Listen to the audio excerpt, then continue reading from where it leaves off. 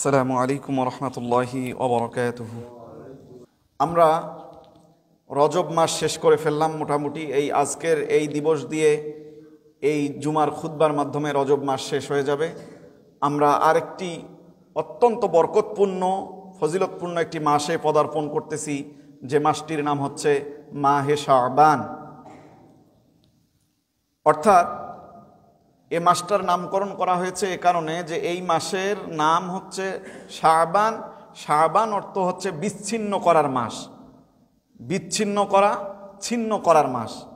অর্থাৎ বান্দা সকল পাপাচার থেকে নিজেকে বিচ্ছিন্ন করে আল্লাহর সঙ্গে সম্পর্ক করার মাস হচ্ছে শাবান মাস। এর আগের যে মাসটা আমরা পালন করলাম আজকে, যেটার জুমার শেষ জুমা, এই মাসটার নাম ছিল রজব মাস। রজব এটা হলো আশহুরুল হারাম, যে মাসগুলোকে আল্লাহ তাআলা যুদ্ধ, বিগ্রহ, খুনাখুনি ইত্যাদি নিষেধ করেছেন, তার মধ্যে একটি মাস ছিল রজব মাস। এই রজব মাস একটা বরকতপূর্ণ আশহুরুল হারাম, মানে হচ্ছে পুত পবিত্র মাস, অতি পবিত্র মাস। এই মাস এবং শাবান মাসের পরবর্তী আরেকটা মাসের নাম হচ্ছে রমাদান মাস। দুই বরকতপূর্ণ মাসের মধ্যবর্তী আরেকটা মাসের নাম হচ্ছে মাহে শাবান। এই মাসটাকে আল্লাহ তাআলা আমাদেরকে দিয়েছেন অগণিত নেয়ামতের মধ্যে একটি নেয়ামত মাহে শাবান। আপনারা জানেন রাসূল করিম সাল্লাল্লাহু আলাইহি ওয়াসাল্লামের যত স্ত্রী ছিল তার মধ্যে সবথেকে জ্ঞানী, সবথেকে গুণী, সবথেকে মেধাবী স্ত্রী ছিল এবং কুমারী স্ত্রী ছিল হযরত আয়েশা রাদিয়াল্লাহু তাআলা আনহা। তিনি বলতেছেন, আমি রাসূল করিম সাল্লাল্লাহু আলাইহি ওয়াসাল্লামকে দেখতাম যে এই মাসটাতে তিনি বেশি বেশি সওম পালন করতেন, সিয়াম পালন করতেন, রোজা পালন করতেন। আল্লাহ রাসূল সাল্লাল্লাহু আলাইহি ওয়াসাল্লাম এই মাসে রোজা রাখতেন। বলা হচ্ছে শেষের 2-3 দিন ছাড়া প্রায় অধিকাংশ দিন এই মাসে রোজা রাখতেন তিনি। তাহলে আমরা বুঝতে পারলাম যে রসুলের ব্যাপারে যেটা কথা আসলো, যে আমি রমজান ব্যতীত আল্লাহ রসুলকে এত বেশি রোজা পালন আর কোনো মাসে দেখি নাই। সেটা কোন মাস? শাবান মাস। তাহলে এই মাসের একটা বরকতপূর্ণ আমল হলো সওম পালন করতে হবে। রসুল সাল্লাল্লাহু আলাইহি ওয়াসাল্লাম এই মাসের শেষ দিনটা রোজা রাখতেন না। শাবান মাসের শেষ দিনটাকে হাদিসে এসছে ইয়মুশ শাক, এই দিনে রোজা রাখতেন না রসুল সাল্লাল্লাহু আলাইহি ওয়াসাল্লাম। তাছাড়া এই মাসটাকে রসুল সাল্লাল্লাহু আলাইহি ওয়াসাল্লামের হাদিস দ্বারা বর্ণিত যে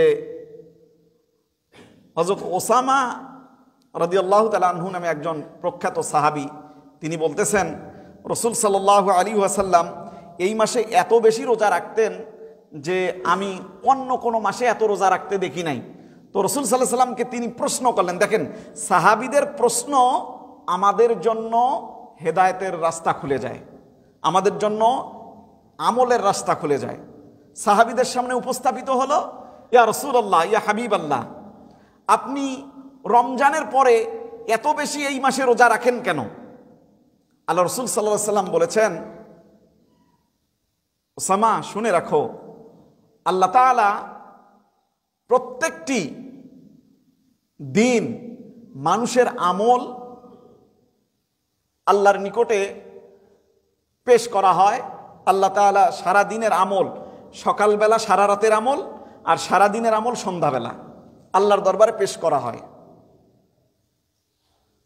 এটা হলো প্রতিদিনের রুটিন। আবার প্রতি সপ্তাহের যত আমল করে এটা বৃহস্পতিবার এবং সোমবার, তবে বেশি বর্ণিত হয়েছে বৃহস্পতিবারে আল্লাহর দরবারে মানুষের এক সপ্তাহের আমল আল্লাহর দরবারে পেশ করা হয়। আর সারা বছরে মানুষ যত আমল করে এই আমলগুলোকে আল্লাহ রাব্বুল আলামিনের দরবারে এই শাবান মাসে আল্লাহ তাআলার কাছে পেশ করা হয়। তো আমি এই কারণে রোজা রাখি। রসুলকে দেখেন জিজ্ঞেস করলো কেন রোজা রাখেন, রসুল তার জবাবে এগুলো বলতেছেন যে আমি এই কারণে এই মাসে রোজা রাখি, বছরের আমলগুলো এই মাসে পেশ করা হয়, এজন্য আমি চাই যে আল্লাহ রাব্বুল আলামিন আমার ওই অবস্থায় আমার আমল তার কাছে উপস্থাপিত হোক যে আমি সওমরত অবস্থায় আছি। সুবহানাল্লাহ।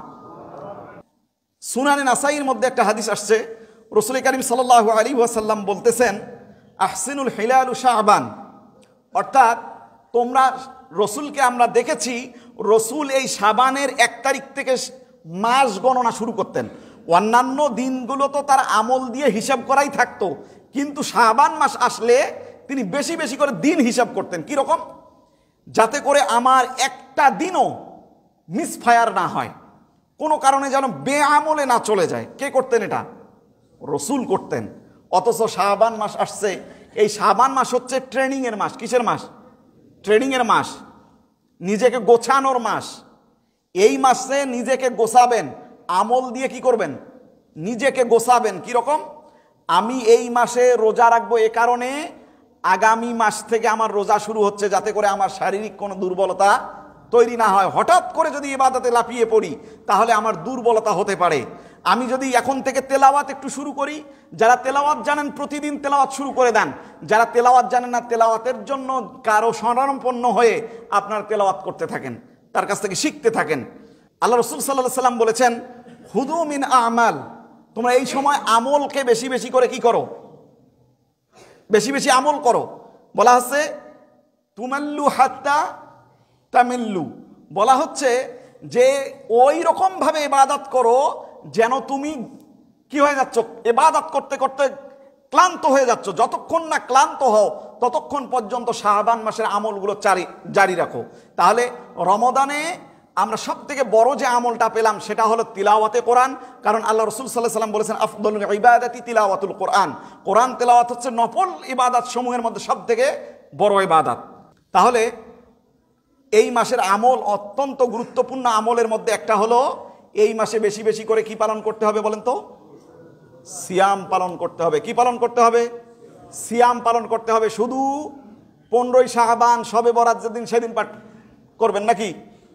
হ্যাঁ, আমরা হাদিস যতগুলো বললাম এতক্ষণ, রাসূল সাল্লাল্লাহু আলাইহি সাল্লাম মাসের শেষে 2-3টা দিন, কোন কোন হাদিসে আসে শুধু শেষের দিনটা ছাড়া প্রত্যেকটা দিন রাসূল কি করছেন?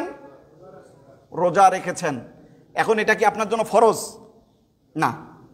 তবে এই মাসের আমলের দিকে গুরুত্বপূর্ণ একটা আমল হলো এই মাসে রোজা বেশি বেশি করে পালন করা। এক। দ্বিতীয় আমল যেটা পেলাম সেটা হচ্ছে তিলাওয়াতুল কোরআন, বেশি বেশি করে কোরআন তেলাওয়াত করা। করবো তো ইনশাআল্লাহ। তৃতীয় নাম্বার হচ্ছে এই মাসে রাসূল সাল্লাল্লাহু আলাইহি সাল্লামের হাদিস থেকে পাওয়া যায় যে বেশি বেশি করে সাদাকা করা। কি করা? সাদাকা করা, দান করা, বিনা স্বার্থে দান করা। মানুষকে দিয়ে দিবেন 2, 4, 5 টাকা এখন থেকে কি করবেন? দান করার অভ্যাস তৈরি করবেন। রমাদান মাসে তো দিবেন। এই মাসটাকে ট্রেনিং করেন আগামী রমাদানে যাতে করে কি করতে পারেন? ভালো আমল করতে পারেন। তো আমরা এখান থেকে জানলাম যে রমাদান মাসের পূর্বে প্রস্তুতির মাসের নাম কি? এই মাসের সব থেকে বড় আমলের নাম কি? হ্যাঁ, সিয়াম পালন করা, রোজা রাখা। দ্বিতীয় আমলের নাম কি? তিলাওয়াতুল কোরআন। তৃতীয় আমলের নাম কি? সাদাকা করা। এই 3টা আমলকে জারি রাখেন। আরো অনেক আমল রয়েছে। রাতের বেলা কিয়াম করা, দিনের বেলা সিয়াম, রাতের বেলা নফল নামাজ পড়া। আপনার যদি ওই সাহারির পরে বা সাহারির আগে জেগে যান তাহলে উঠে পুত পবিত্র হয়ে কমপক্ষে 2 রাকাত, কমপক্ষে 2 রাকাত নামাজ আদায় করে ফেললেন। আপনি সাহারির পরে দেখতেছেন যদি ঘুমায় যায় তাহলে তো ফজরের নামাজের আজান শুনতে পাবো না, অথবা ফজরের জন্য আমার ফজরের জামাত মিস হয়ে যেতে পারে। হতে পারে কি না? হ্যাঁ, মিস হয়ে যাইতে পারে। যার কারণে ওই সাহারি আপনার শেষ হয়ে গেছে, এখনো 25-30 মিনিট বাকি রয়েছে আপনার কি ফজরের আজান হওয়ার জন্য।